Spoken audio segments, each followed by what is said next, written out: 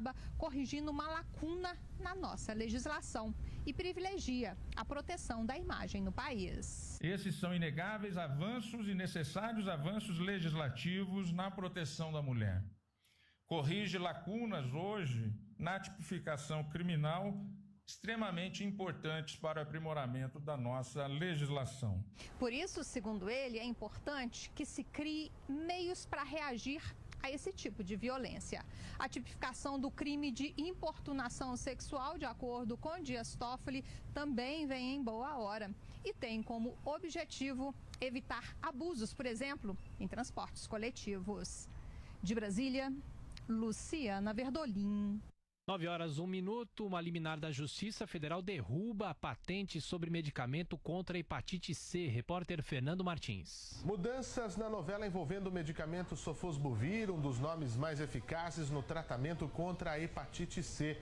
A Justiça Federal do Distrito Federal deferiu o pedido de liminar de Marina Silva, candidata à presidência pela Rede, anulando a patente sobre o medicamento. O juiz Rolando Espanholo, da 21ª Vara da Seção Judiciária do Distrito Federal, assinou despacho no domingo, dizendo que a cessão da patente ao laboratório multinacional Gilead, o Instituto Nacional de Propriedade Industrial, acaba por contrariar a manifestação do Conselho Nacional de Saúde, colocando em risco o cumprimento da meta assumida pelo Brasil de erradicar a doença até 2030. O magistrado aponta que a situação está ligada à vida de quase 1 milhão de brasileiros acometidos pela doença, que todos os anos mata 3 mil pessoas. Pedro Vilardi, coordenador do Grupo de Trabalho em Propriedade Intelectual, comemorou a decisão. Todas essas decisões têm que se considerar o ordenamento constitucional do Brasil. Então, quando o INPI concede um privilégio, uma propriedade privada para uma empresa transnacional, ele tem que considerar que essa propriedade tem que cumprir a sua função social, que não pode ser um privilégio por ser um privilégio. E mais do que isso, o INPI tem que entender quais são os impactos da decisão técnica no direito à saúde. A Gilead, em nota, informou que ainda não foi notificada dos termos da decisão judicial e não comenta sobre assuntos dessa natureza fora dos autos do processo. Também reforçou que a concessão de patentes equivale ao reconhecimento da inovação dos seus medicamentos, que não tem relação com prática abusiva de preços ou monopólio do mercado. Vera Magalhães. Bom dia, Thiago. Bom dia. Já aqui no estúdio, bom dia a todos. Essa proposta foi feita pela Marina Silva no debate lá das TVs católicas, né? Acho que foi a única proposta concreta que ela apresentou durante a campanha, agora a Justiça se antecipou a ela. Eu acho um verdadeiro absurdo a patente que foi concedida, portanto é importante enfrentar a questão da hepatite C. Hora? 9h03. 9h03. Bom, nós estamos recebendo já aqui nos nossos estúdios a candidata Manuela Dávila, vice na chapa do Partido dos Trabalhadores. Lembrando que a gente começou essa série de entrevistas há 2 semanas, só não tivemos aqui a participação da senadora Cátia Abreu, que na véspera da entrevista acabou cancelando a nossa visita. Já estamos aqui com a Denise Campos de Toledo, o professor Vila, a Vera Magalhães, o Eduardo Moreira, para entrevistar. E você pode participar, a nossa hashtag é Manuela Dávila na JP, Manuela Dávila na Jovem Pan. Candidata, bom dia, obrigado pela visita, como vai? Bom dia, é um prazer falar com vocês e com todos os ouvintes da Jovem Pan. Candidata, começando a nossa conversa, a coligação do PT pediu ao TSE que a senhora receba uma espécie de proteção da Polícia Federal depois de ter sido alvo de uma notícia falsa, de que a senhora teria ligado para o responsável pelo ataque que sofreu Jair Bolsonaro. O que aconteceu efetivamente, candidata? Então, na realidade, o que nós levamos ao Tribunal Superior Eleitoral é um conjunto de notícias falsas, o que nós chamamos de fake news, que tiveram uma amplificação muito veloz nas redes sociais e, portanto, provavelmente tenham sido alvo de financiamento, porque todos nós que agimos nas redes sabemos que uma publicação não vai de 1.000 compartilhamentos a 19 mil compartilhamentos em 10 minutos, como eu vi acontecer com os meus próprios olhos, né? E nós levamos essa notícia ao Tribunal Superior Eleitoral, porque trata-se de uma notícia falsa, como diversas, mas de um caráter muito mais grave. Por quê? Porque ela diz, não é nenhuma indireta, é algo bastante direto, que eu havia monitorado os passos durante o dia inteiro do sujeito que esfaqueou o candidato Jair Bolsonaro. Percebam, no mesmo momento que o candidato diz que é vítima de um crime político e que sabe que a Polícia Federal quer abafar o crime, portanto cria um ambiente de altíssima intensidade de raiva contra mim, porque imaginem vocês, um candidato que desperta amores e ódios como Bolsonaro, né, ter sido alvo, em tese, por essa notícia falsa, de uma armação minha.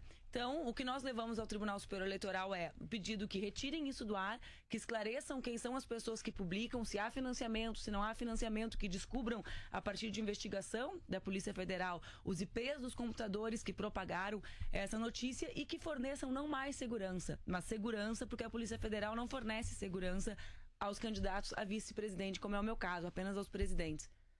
A questão do Petrolão, deixa eu perguntar diretamente à candidata.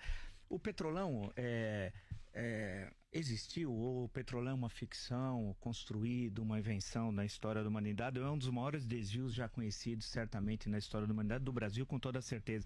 Como é que a sua chapa, do qual a senhora faz parte, analisa o Petrolão, as condenações existentes, inclusive a condenação de Luiz Inácio Lula da Silva por corrupção?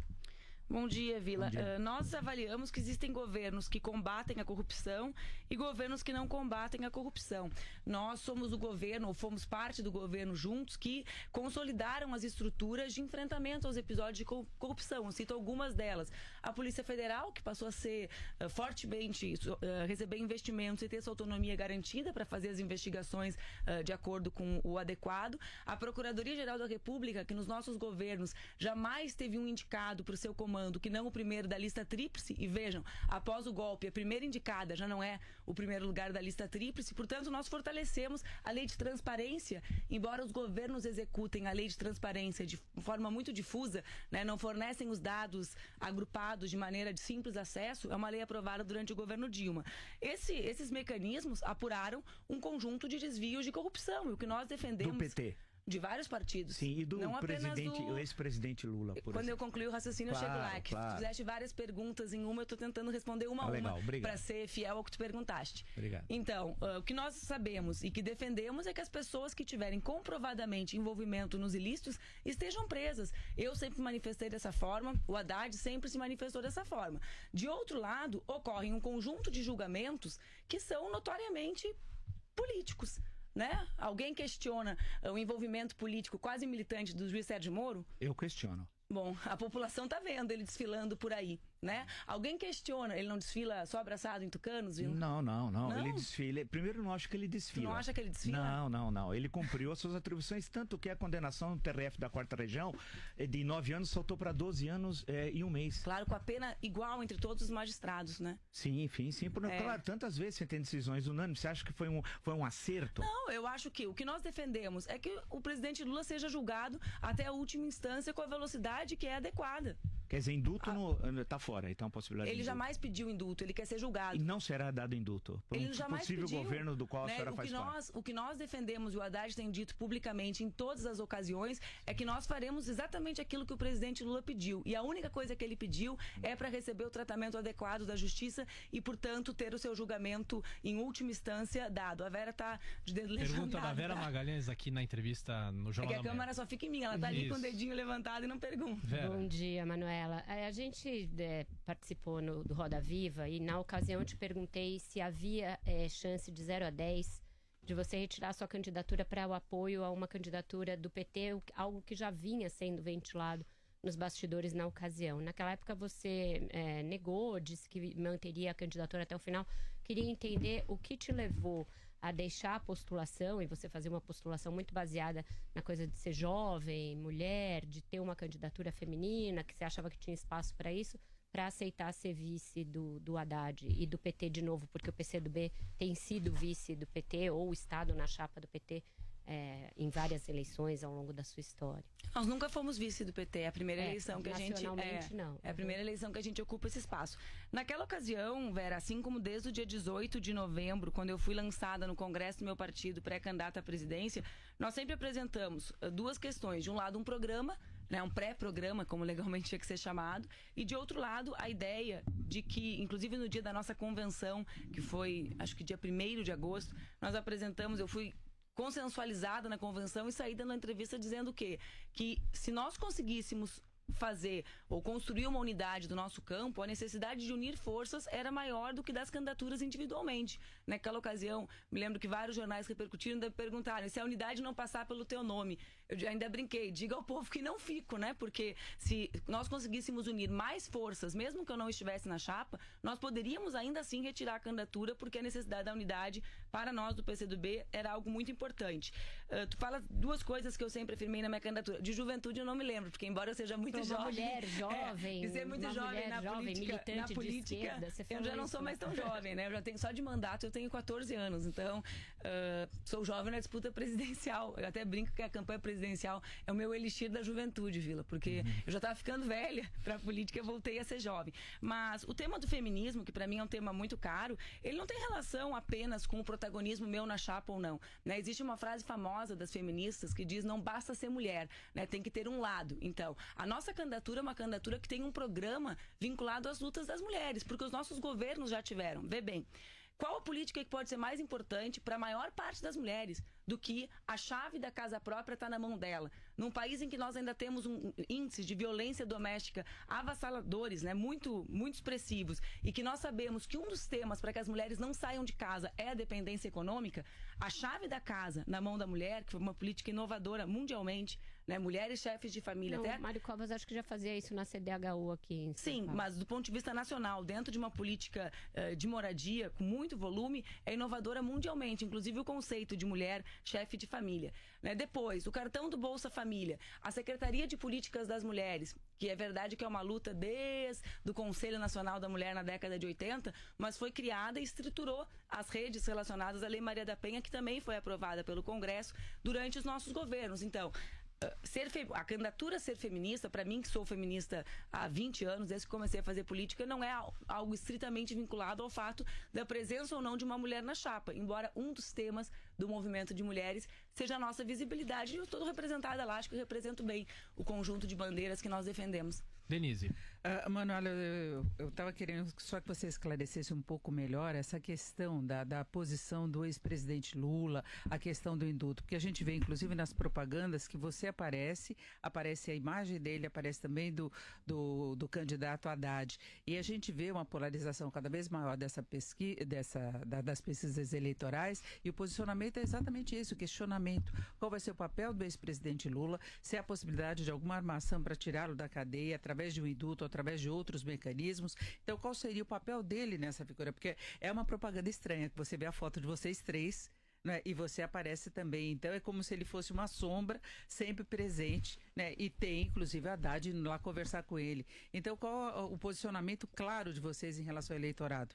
Para entender isso, como vai ser. Bom dia, Denise. Quanto ao indulto, eu acho que eu já fui bastante clara, mas eu vou ser repetitiva, então peço desculpa se não fui clara. O presidente Lula jamais pediu indulto, né? E jamais o Haddad se manifestou nesse sentido, porque o que ele quer é ser julgado até a última instância, o que não foi, o que não aconteceu até agora. Eu acho engraçado, sinceramente, quando falam da sombra, até tu usaste o termo sombra do presidente Lula. Cada um tem a referência que tem, né? E nós temos uma grande referência nesse que é o maior presidente melhor avaliado da história do Brasil. Já imaginou como seria engraçado se Bolsonaro utilizasse a sombra do Ustra no seu programa? Porque cada um tem a referência que tem. Quem foi que ele homenageou no dia do impeachment? Carlos Alberto Ustra, um torturador, né? Então, talvez pudesse botar a foto no croma do Ustra. O Alckmin poderia colocar do Fernando Henrique, mas escondem as suas referências dos seus governos. Você acha que o Ustra e o Fernando Henrique são comparáveis? Não, eu acho que cada um tem a sua referência. Eles não são comparáveis entre eles. Eu digo, Ustra é referência de Bolsonaro, como Fernando Henrique é a referência dos tucanos. Agora, em relação portanto, poderiam estar no croma, ou seja, na parte posterior, né, do programa, como o Lula está no nosso. Nós temos a nossa referência, né? Nós não escondemos. Esse programa foi construído a 4 mãos. O Haddad coordenou esse programa para a candidatura do presidente Lula. Quando nós nos somamos na chapa, nós PCdoB, nós fizemos ajustes porque tínhamos um programa e fizemos um encontro de programa. Então o papel será esse, o papel de alguém que construiu esse programa junto com a gente, e é uma grande referência política nossa. Mas e fico feliz que ele seja nossa referência, Vera. Então, justamente sobre essa referência, se isso ajuda com uma parcela do eleitorado, de outra forma é um impeditivo com outra. Pesquisa Ibope divulgada ontem fez uma pergunta específica a esse respeito. Perguntou às pessoas se elas votariam no Fernando Haddad apoiado pelo ex-presidente Lula. 26% disseram que com certeza, 19% disseram que poderiam votar e 49% disseram que não votariam de jeito nenhum, dadas as circunstâncias. Isso é maior do que a rejeição individual que ele, Haddad, tem na mesma pesquisa. Você não acha que o lulismo hoje é a grande força a fomentar o bolsonarismo, o antilulismo, no caso? Não, eu acho que a grande força a fomentar o bolsonarismo foram os irresponsáveis que motivaram o discurso de ódio na sociedade brasileira.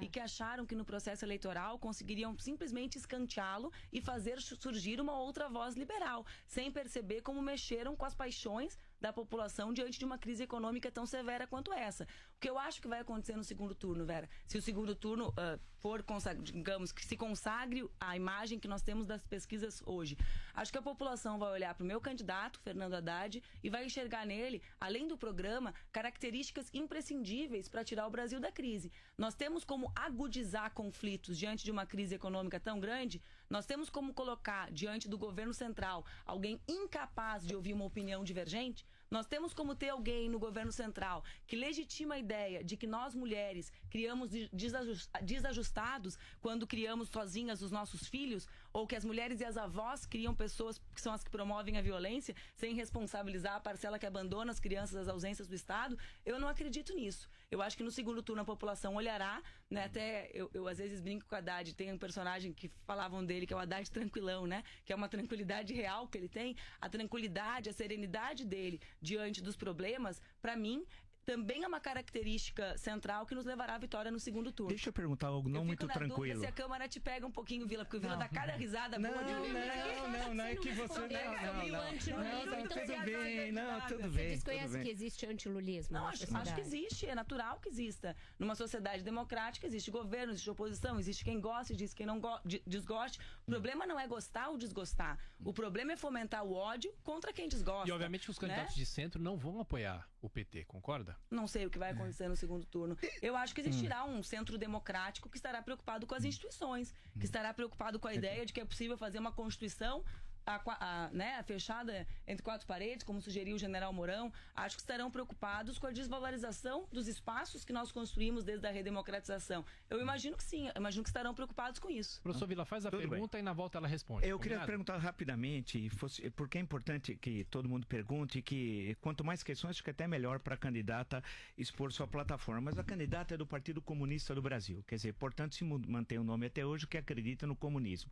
Durante muito tempo, o PCdoB se auto-intitulou Partido do Socialismo, o que é diferente do comunismo na leitura marxista. Uma coisa é comunismo, outra coisa é socialismo. Eu queria saber se o partido da senhora, do qual a senhora faz parte em aliança com o Partido dos Trabalhadores, continua defendendo o socialismo no Brasil e, no limite, o comunismo. Pode responder, candidato, antes do intervalo. Pode responder. Estava ouvindo a aula de marxismo do Vila. Sim, eu sou uma militante comunista. Eu acredito no mundo sem injustiças. O que significa Socialização dos meios de produção. Se eu puder concluir, Vila, o que eu sou. Tu quer responder por mim? Não, sem problema. Seria pode uma responder. ótima entrevista, eu adoraria. Se um dia tu me der a honra, a gente faz um café com Vila e eu testando se eu ainda consigo entrevistar alguém como eu entrevistava na faculdade. Tá bom. O que eu acredito? Eu acredito na justiça social. Se tu pegares o nosso programa para o Brasil hoje, o centro do nosso programa é um programa de desenvolvimento nacional. A retomada da atividade da indústria. Qual o papel do Estado nisso? Vila, eu sempre desafio os liberais, talvez tu possa me responder, qual é o Estado que se desenvolveu sem participação do Estado? Né? Qual é o Estado nacional? Estados Unidos? Alemanha? Coreia do Sul? Qual a referência mesmo de uma nação que se desenvolve abstraindo o papel do Estado na economia? Os Estados Unidos não brigam pelo seu desenvolvimento? Como assim? Né? O Trump é o maior articulador, e antes era o Bush, era o Obama, qualquer que seja o presidente de defesa da indústria daquele país, que articulava internacionalmente questões importantes para aquele país. Então, mas defende o comunismo? Isso que eu queria saber. Eu estou te apresentando o que nós defendemos. Mas o comunismo, sim, eu sou comunista, defendo um mundo sem injustiças. Na vida real... Socialização dos meios de produção, estatização, portanto, toda a economia. Não, isso, só para saber. Então, eu estou te respondendo o que eu defendo. Tá. Né? No nosso programa, tu pode pegar, está escrito, nós temos o que nós chamamos de novo projeto de desenvolvimento para o Brasil, centrado na retomada da atividade industrial e em algumas reformas que nós consideramos estruturantes para o Brasil se desenvolver. A reforma da Previdência não está entre as nossas. A reforma trabalhista, como foi feita, não está entre as nossas. Quais as nossas reformas? Uma reforma tributária que desonere, né, a maior parte da população, que são os mais pobres.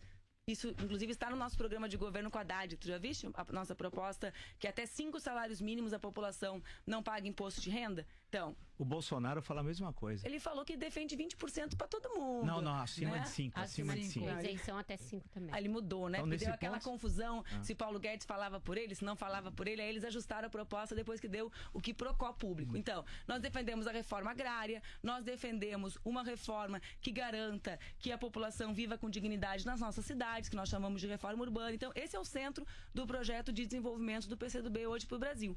Agora são 9h20, estamos recebendo a candidata Manuela Dávila aqui nos estúdios da Jovem Pan, vice na chapa de Fernando Haddad, e a hashtag é Manuela na JP, Manuela na JP. Um rápido intervalo, em instantes voltaremos, até já.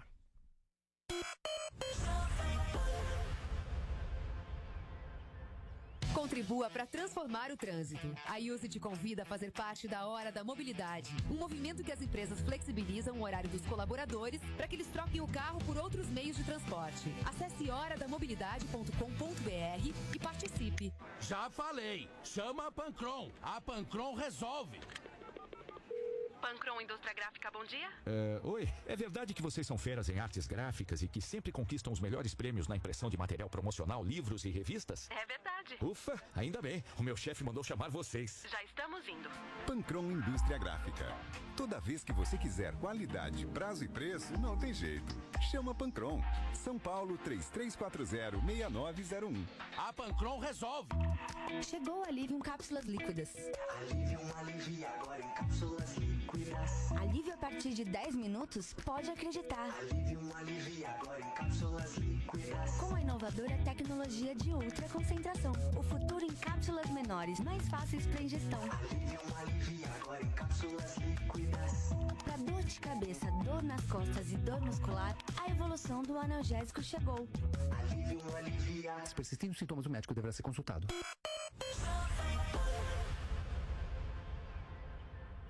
Todo negócio tem uma missão. A do Google Cloud é proteger o seu negócio. Por isso, criamos recursos de segurança em todas as camadas da nuvem, desde criptografia e chips de hardware personalizados até cabos submarinos de fibra ótica à prova de tubarões. Além disso, temos uma equipe formada pelos melhores engenheiros de segurança do mundo. Ela protege sua empresa 24 horas por dia, todos os dias do ano. Assim, você pode focar no que realmente impulsiona o crescimento do seu negócio. Google Cloud. Vai lá, a gente protege daqui.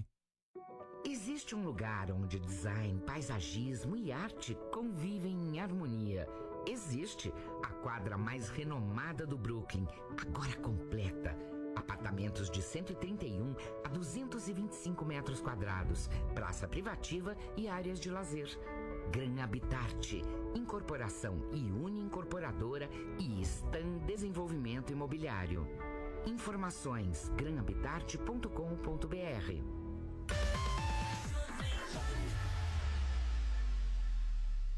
Você pode ser avisado todas as vezes em que o seu jornal ou programa favorito da Jovem Pan começar a ser transmitido pelo YouTube. É muito fácil. Basta pesquisar pelo canal Jovem Pan News